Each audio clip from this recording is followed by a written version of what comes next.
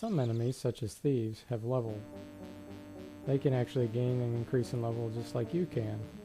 Other enemies, such as skeletons, trolls, just wander around the map. They can't increase in level. Now for our first combat.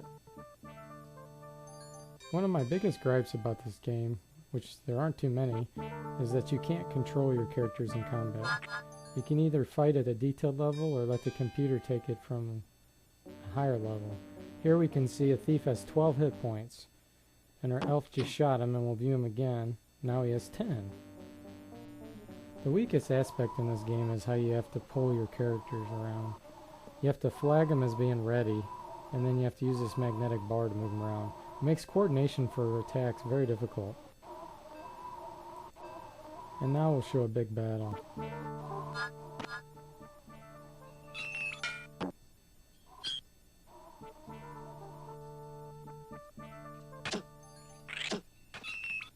You'll notice that we have a nice mix going on here. We have some mages and elves, clerics who can all cast spells.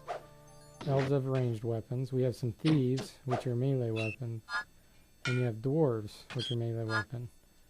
Clerics can also attack with their staves and clubs. But they can also cast hold spells and cure light wounds. The elves oftentimes will cast magic missile or web. And mages, as they get more powerful, can cast lightning bolt, fireball, and some of the higher level spells.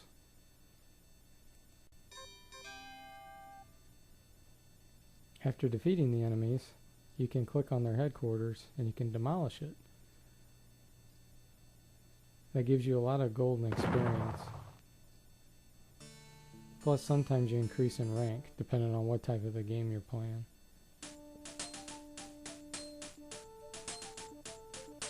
After demolishing a base, all the enemies will form usually in a line and just come pouring into your base. Notice the red dots on the map in the upper right. The game has its fair share of quirks. Here you'll notice some of our characters just stand around while the others do all the hard work. That can be kind of annoying at times.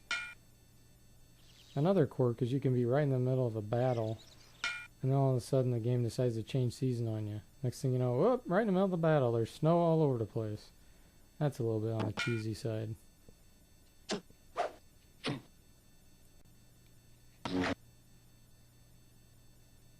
Sometimes the AI is just plain awful.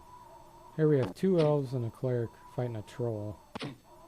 Notice the troll's just kind of wandering around, taking shots. Cleric walks up and smacks him. And he just stands around sometimes. There are many different factors which weigh in for me when I rate a game. A huge factor for me is addiction level, replayability, and how little it irritates me or how much it irritates me. If the playability is too awful, I can't give the game a good rating. If I get addicted to the game and just find myself playing for the sake of playing and I can't give it up, my wife's calling me to dinner and I'm having a hard time getting away from the computer, I know it's a good game. And that's exactly what happened to me when playing Stronghold. I just couldn't get away from it. The replay on this game is fantastic.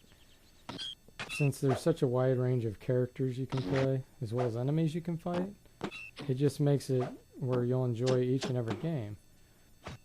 Stronghold is a true real-time strategy game. And this concludes the review of Stronghold. See you next time.